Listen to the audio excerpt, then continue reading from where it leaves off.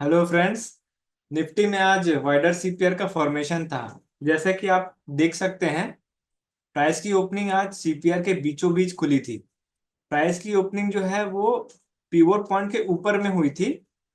तो जब pivot point के ऊपर में हो रहा है और असेंडिंग सीपीआर है तो उसके बाउंस होने के चांसेस ज्यादा रहते हैं। यहाँ पे वी वैप और 21 ईएमए का कॉम्बिनेशन ये कह रहा है कि प्राइस अगर नीचे की तरफ में आएगा तो वो स्कैल्पिंग रहेगा और ऊपर की तरफ में उछल सकता है। वीवैप के ऊपर 21 ईएम है। जब तक वो क्रॉस ओवर होकर नीचे नहीं आ जाता तब तक के ऊपर जो भी जाएगा प्राइस वो स्कैल्पिंग मोड पे रहेगा। तो आप देखिए, फर्स्ट कैंडल रेड बना था लेकिन पिवोट पॉइंट से सपोर्ट लिया था यहाँ पे। ये जो थर्ड कैंडल आया है नीचे की तरफ में, ये नीचे की तरफ में आया है तो ये स्कैल्पिंग था नीचे की तरफ में, क्योंकि वीवैप के ऊपर 21 ईएम है इसलिए प्राइस बाउंस करके ऊपर की तरफ में निकल गया। और यहाँ पे जो ऊपर की तरफ में निकला है, ये इसके बाद वाली कैंडल स्कैल्पिंग ऊपर की तरफ में थी। आप इसको 1 मिनट के टाइम फ्रेम में देखेंगे ना तो आपको थोड़ी सी क्लैरिटी होगी। यहाँ पे देखिए, फर्स्ट कैंडल रेड बना, ऊपर नीचे दोनों तरफ वीक था। तो जब ऊपर और नीचे दोनों तरफ वीक होना तो हमको ना वीक टूटने का वेट करना चाहिए। वीक टूटा है नीचे की तरफ में, इस रेड कैंडल में टूटा है नीचे की तरफ। और यहाँ पे 1 मिनट का 200 EMA SMA का जोन भी आ रहा था। तो अगर ये वी वेब के ऊपर 21 EMA के मतलब नीचे जाएगा तो फिर बाउंस हो सकता है ऊपर की तरफ में। ये लेवल ब्रेक हुआ नीचे की तरफ में या ये लेवल ब्रेक हुआ नीचे की तरफ में, जो पोजीशन रहेगी वो स्कैल्पिंग मोड पे रहेगी। और जब नीचे की तरफ में छोटा छोटा कैंडल आ रहा था तो यहाँ पे प्रॉफिट बुकिंग बनता था, क्योंकि छोटा छोटा कैंडल है मतलब बाउंस कर सकता है ऊपर की तरफ में। तो एज इट इज वैसा ही हुआ। ये ग्रीन कैंडल ऊपर की तरफ में निकल गया और ये बी बैप को भी ब्रेक किया, 21 EMA को भी ब्रेक किया, डेज ओपन की भी ब्रेक किया। तो इसको हम मान सकते हैं कि अब ये ऊपर की तरफ में निकल सकता है, तो यहाँ पे एंट्री बन सकती थी। असेंडिंग सीपीआर है, पिवोट को भी तोड़ रहा है। तो इसके ऊपर में बाइंग बनती थी कॉल में, और टारगेट क्या हो जाता है, जो प्रीवियस डे का जो क्लोजिंग प्राइस है ना वो आपका टारगेट रह जाना है। क्योंकि पिछले जितने भी दिन देखेंगे आप यहाँ पे ये स्विंग, ये स्विंग, ये वाला स्विंग, ये स्विंग, ये यहीं कहीं आसपास आ रहे थे। तो ये वाला जोन जो है ना बहुत रिस्की वाला जगह था, इसलिए प्राइस ना थोड़ा सा ऊपर जाने के बाद में वहीं से नीचे की तरफ में आ गया। तो अगर कोई इंसान कॉल सेल करके रखा है इस जगह पे और यहाँ पे वो बाउंस कर गया ऊपर की तरफ में, तो 2-3 मिनट रुक जाएगा ना, उसका वापस से प्रॉफिट हो जाएगा, क्योंकि ये पूरा रेड कैंडल बना के तुरंत नीचे की तरफ में आया है। तो ये जो जनरल स्पाइक आया है वो इन जनरल आता नहीं है एग्जैक्टली, कभी कोई न्यूज बेस्ड होगा तो ही आता है इस टाइप का। तो यहाँ पे एंट्री थी इस कैंडल पे, और इस कैंडल पे प्रॉफिट बुकिंग थी। ये कैंडल बोनस था, ये वाला कैंडल। इसके बाद में ट्रेड को क्लोज करना है। बड़ा बड़ा कैंडल बना है ना, तो बड़ा बड़ा कैंडल बनता है तो एग्जिट कर लेना चाहिए, खासकर वाइडर सीपीआर के केस में। उसके बाद यहाँ पे रेड कैंडल बना, तो रेड कैंडल में आपको ट्रेड लेना नहीं है ना, नीचे की तरफ में उसको आने दीजिए वापस, है ना। वी वेब के ऊपर 21 EMA है इसलिए थोड़ा सा नीचे जब आएगा, जैसे ये वाला कैंडल रेड कैंडल पूरा नीचे आ गया, जब वी वेब और 21 EMA और पीवोट पॉइंट ये तीनों को ब्रेक कर रहा है, डेज ओपन को भी ब्रेक कर रहा है, तो अब इसके नीचे जाने की टेंडेंसी हो गई। तो ये नीचे आके जब बाउंस की ऊपर की तरफ में, और ये जो रेड कैंडल बनाया नीचे की तरफ ये वाला, इस कैंडल पे एंट्री थी नीचे की तरफ में और टारगेट हो जाता है ये। अब इस टारगेट को किस तरीके से लेना है, ये छोटे छोटे कैंडल बन रहे हैं, ये वाले छोटे कैंडल बन रहे हैं, तो आप चाहो तो ये जो रेड कैंडल है इसका जो लो ब्रेक होगा उसमें भी बना सकते हो आप। तो इसका लो ब्रेक हुआ था इस कैंडल पे, तो यहाँ पे एंट्री करना है। और जैसे ये बड़ा कैंडल बन गया, ग्रीन रेड वाला बड़ा कैंडल बन जाता है, तो यहाँ पे जो छोटे छोटे कैंडल बन रहे थे तो अचानक से जो बड़ा कैंडल आता है वहां पे प्रॉफिट बुकिंग आ जाती है। तो ये बड़ा कैंडल के बाद तुरंत एग्जिट करके छोड़ देना, क्योंकि इसके बाद फिर आपको यहाँ से रिवर्स मिलेगा ऊपर की तरफ में। जैसे यहाँ पे छोटे छोटे कैंडल बनते हैं, अगर यहाँ भी एक बार बड़ा रेड कैंडल बन जाता तो वहां से रिवर्स कर जाता। ये कैंडल की एनाटॉमी है। और जब भी वाइडर सीपीआर होता है और सीपीआर के अंदर खुल जाता है तो सीपीआर का अपर लाइन और लोअर लाइन इसी के बीच में चलता रहता है, स्विंग होता रहता है। तो आज पूरा दिन इसी लाइन के बीचों बीच स्विंग होता रहा है पूरा मार्केट। तो वी वेब के ऊपर, वी वेब के नीचे यहाँ पे 20 EMA की लाइन हो गई थी, तो इसके नीचे आने के चांसेस ज्यादा हो रहे थे। लेकिन अगर अपन इसको 5 मिनट पे कन्वर्ट करते हैं तो यहाँ पे वी वेब के नीचे 21 EMA आने में टाइम लगा था काफी। आप देखिए, ये जो नीचे की तरफ में आया यहाँ पे तो प्रॉफिट बुकिंग हुई थी, लेकिन उसके बाद में यहाँ पे वीवैप और 20 को कॉम्बिनेशन कब क्रॉस ओवर दिया है, इस जगह पे क्रॉस ओवर दिया है। तो जब तक यहाँ नहीं आता है, इस जगह तक नहीं आता, तब तक हमको नीचे की तरफ में श्योर एंट्री नहीं हो सकती। ये जो ग्रीन कैंडल बना है, इसके बाद की जो कैंडल थी वो भी स्कैल्पिंग थी, ऊपर की तरफ में स्कैल्पिंग होगी, क्योंकि ये वाइडर सीपीआर है ना। तो जब भी वीवेब के ऊपर में चला जाए ना, स्कैल्पिंग मोड पे आपको ट्रेड को हटाना है। जैसे ही वीवेब का 21 से क्रॉस ओवर हो गया, नितिन जी डॉट डॉट मत डालिए, वीवेब का क्रॉस ओवर हो गया 21 से, तो इसको पास आने दीजिए 21 पे। 21 पे आप इसको छोटा छोटा स्कैल्पिंग ले सकते हैं। 21 पे आया सेलिंग, फिर 21 पे सेलिंग, फिर 21 पे सेलिंग। इसी तरीके से छोटा छोटा ट्रेड मिल रहा था वाइडर सीपीआर के अंदर। जब चलता रहे, न्यूट्रल रेंज होता है सीपीआर का, अगर वाइडर सीपीआर हो तो जब तक न्यूट्रल रेंज के अंदर चलेगा तब तक मार्केट में कोई मूवमेंट नहीं होगा। और हमको तो रेंज को ब्रेक करना था। रेंज ब्रेक हुआ है आखिरी आखिरी में, और आखिरी में ये 2:50 का कैंडल नीचे की तरफ में ब्रेक किया। तो मैं कल बताया था कि 24,200 के आसपास जो है ना, वो थोड़ा सा प्रॉब्लमेटिक एरिया है। जब तक 24,200 का लेवल नीचे ब्रेक नहीं होगा, तब तक हम नीचे की तरफ में श्योर शॉट नहीं आ सकते। और ये जो पिछले दिन का बहुत ज्यादा जिगजैग मूवमेंट है, इसी के पास आकर मार्केट वापस बाउंस कर गया ऊपर की तरफ। तो अभी फिलहाल के लिए वीवेब के नीचे 21 की लाइन है, तो इसलिए प्राइस अभी डाउन साइड की तरफ में ज्यादा इशारा कर रहा है। लेकिन ये जो 1 मिनट, 3 मिनट, 5 मिनट का 200 EMA SMA का जोन है, अभी इसके ऊपर ही चल रहा है। तो जब ये जोन ब्रेक कर जाएगा ना, तो मतलब अच्छा मोमेंट आएगा नीचे की तरफ में। इसको ऑप्शन की प्राइसिंग पे भी देख लेते हैं। 24,200 का कॉल लगा हुआ है, यहाँ पे 24,400 का पुट लगा हुआ है। तो आप देखिए 24,200 का जो कॉल है, इसमें ये सीपीआर के नीचे खुला था, और पुट को भी आप देखोगे तो ये भी सीपीआर के नीचे खुला था। तो प्राइमा फेशिया क्या है, दोनों सीपीआर के नीचे खुल रहा है, इसका मतलब सेलिंग रहेगा। बाइंग का अपॉर्चुनिटी उतना ज्यादा मिल नहीं सकता, तो स्कैल्पिंग मोड पे ट्रेड करना है। तो आप देखिए कॉल में जैसे ही ये ग्रीन कैंडल बना, वीवेब को तोड़ते हुए ऊपर की तरफ में ग्रीन कैंडल बना, नीचे में इसके वीक नहीं है, ऊपर की तरफ में ये वीवेब की तरफ निकला है।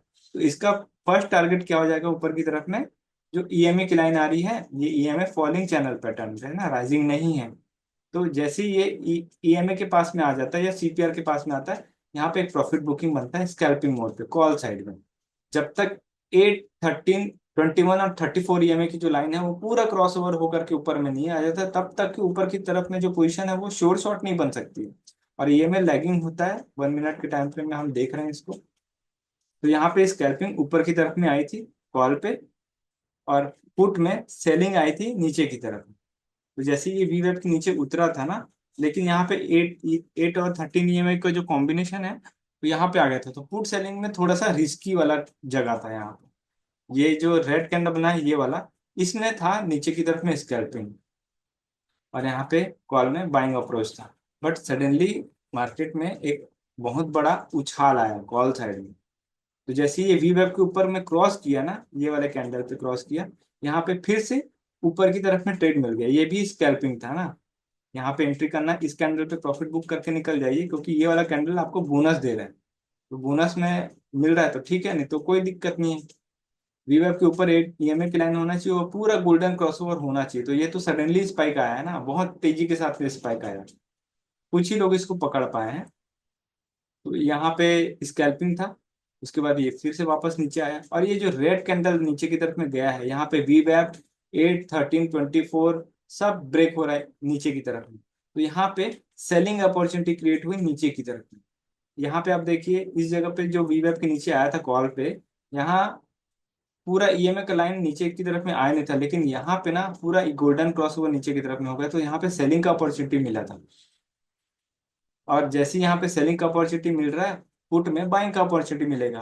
पुट में पूरा बड़ा कैंडल मिला था ऊपर की तरफ में, तो यहाँ पे बाइंग का अपॉर्चुनिटी था, और धीरे धीरे करके पिवोट पॉइंट तक चला गया। ठीक है, तो हमको देखना है डिसेंडिंग सी पेयर है पुट। पुट का पिवोट पॉइंट हम हमारा टारगेट रहेगा। और पुट का पिवोट पॉइंट पे आएगा तो वहीं पे कॉल साइड से एग्जिट करना है हमको। तो पुट को देखते हुए कॉल साइड से एग्जिट कर सकते हैं, वाइडर सीपीआर ज्यादा मूवमेंट मिलना है नहीं हमको। इसके बाद फिर पूरा मार्केट यहाँ पे साइडवेज हो गया। तो जब जब कॉल में रिजेक्शन होता, कॉल में वी वेब से रिजेक्शन हो रहा था, तब तक पुट में बाइंग का अप्रोच बन रहा था। एग्जाम्पल के लिए हमको ये वाला कैंडल देख लेना है। 9:54 का कैंडल कॉल पे वी वेब पे टच किया, सेम पुट में वी वेब पे एंट्री मिली थी, सेलिंग, कॉल में सेलिंग का और पुट में बाइंग का, और एक कैंडल मिला, आपको प्रॉफिट बुक करना है। और जब जब ये वी वेब से टच कर रहा था और वहां से रिजेक्ट हो रहा था, कॉल में सॉरी पुट में एंट्री थी बाइंग साइड। तो सेकेंड एंट्री कहाँ मिली? 9:58 पे। 9:58 पे पुट में देखिए यहाँ पे भी छोटी सी एंट्री मिली। तो इस तरीके से छोटा छोटा स्कैल्पिंग में आपको ट्रेड मिल रहा था। इसके बाद यहाँ पे थोड़ा सा दिक्कत किया, क्योंकि यहाँ पे 8 और 13 ईएमए का जो क्रॉस ओवर हो गया और 34 को भी क्रॉस कर दिया। यहाँ पे वो सिनेरियो नहीं बन रहा था, 34 ईएमए को क्रॉस करने वाला सिनेरियो यहाँ पे नहीं था। पूरा ईएमए क्रॉस ओवर हमको यहाँ पे मिल गया था। तो यहाँ पे आपको सेलिंग का अप्रोच नहीं अपनाना है, क्योंकि यहाँ पे पूरा गोल्डन क्रॉस ओवर हो गया। यहाँ पे देखिए 34 ईएमए 8 ईएमए को क्रॉस कर जा रहा है, तो यहाँ पे थोड़ा दिक्कत है। यहाँ पे आप थोड़ा अवॉइड कीजिए ट्रेड। ये जब गोल्डन क्रॉसओवर हो जाए, जैसे कि यहाँ पे मिला है, ये गोल्डन क्रॉसओवर है, तो इसके बाद आप सेलिंग अप्रोच अपना सकते हैं कॉल साइड में। और ये कॉलिंग 10:35 पे जो कॉल सेलिंग हो रही है, पुट से भी एक बार कंफर्म कर लेना कि वो वीवैप के ऊपर ईएमए की लाइन आ रही थी।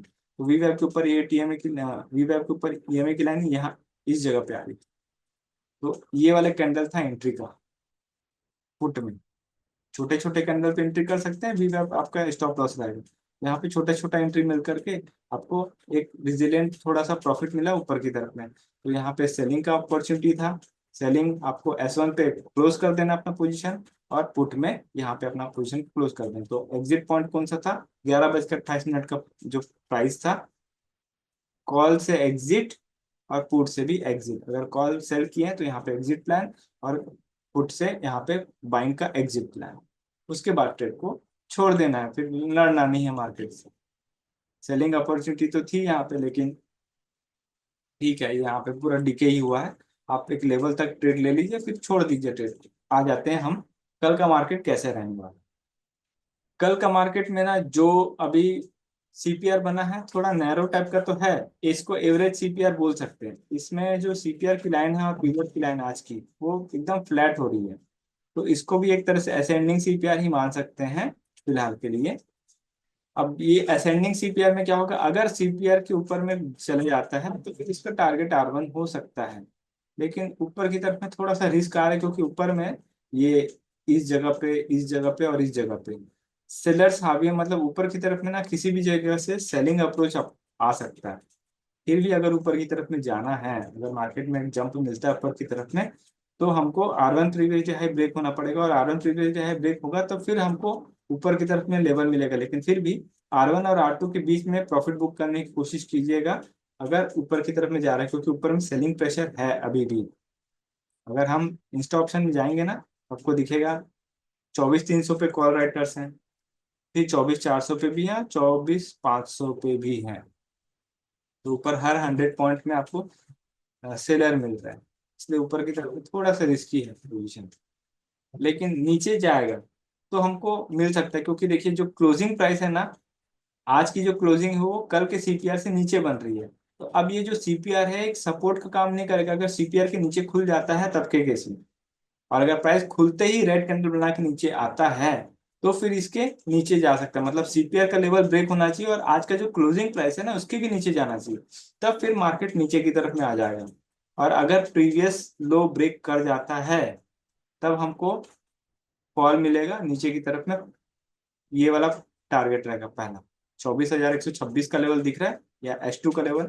ये आपका प्रॉफिट बुकिंग का जगह रहेगा, और इस जगह से भी नीचे उतर जाता है तो फिर ये जो स्विंग दिख रहा है लो वाला, यहाँ पे प्रॉफिट बुकिंग आएगी। इसको मैंने मार्क करके रखा हुआ था लेवल्स को। तो नीचे की तरफ में आता है, सीपीआर से नीचे आता है, और आज का जो क्लोजिंग प्राइस है उसको ब्रेक कर जाता है, तो प्रीवियस लो टारगेट और प्रीवियस लो ब्रेक कर जाता है, तब हमको फॉल मिलेगा अच्छा खासा, जो कि लेवल आ रहा है S2 का। S2 के आसपास आपको प्रॉफिट बुक करना है, क्योंकि यहाँ पे एक स्विंग आ रहा है ये वाला 24,127 का। और ये भी लेवल अगर ब्रेक हो जाता है, तब हमको टारगेट लेना है ये 24,080 का लेवल पे टारगेट रखना है, क्योंकि ये लेवल हमको 1 डे के टाइम फ्रेम पे प्रीवियस मंथ हाई का लेवल है। और अगर बाई चांस इस लेवल को ब्रेक कर जाता है मार्केट नीचे की तरफ से, तो नेक्स्ट टारगेट हमको 24,000 का लेना है। तो लेवल टू लेवल जाइएगा। और एंट्री 21 ईएमए के पास में ही लीजिएगा, दूर मत लीजिएगा। मान लीजिए आपको प्राइस मिल रहा है नीचे, मतलब ये लेवल टूटा, S1 प्रीवियस लेवल टूट गया नीचे की तरफ में, देख लीजिएगा कैंडल का साइज बहुत ज्यादा बड़ा हो ना, तो वापस 21 ईएमए पे आएगा, फिर नीचे गिरेगा। ठीक है ना, इस तरीके से। यहाँ पे रेड कैंडल बना नीचे है, फिर ये रेड कैंडल बना नीचे है, इसके बाद ये पूरा सीपीआई तक आया नहीं, पहले ये 21 ईएमए पे रिस्पेक्ट किया है, फिर नीचे की तरफ में आया है। तो आपको ऑप्शन की प्राइसिंग पे भी देख लेना है ना, थोड़ा प्राइस को सेटल होने दीजिएगा, फिर नीचे आएगा तो ज्यादा सही रहेगा।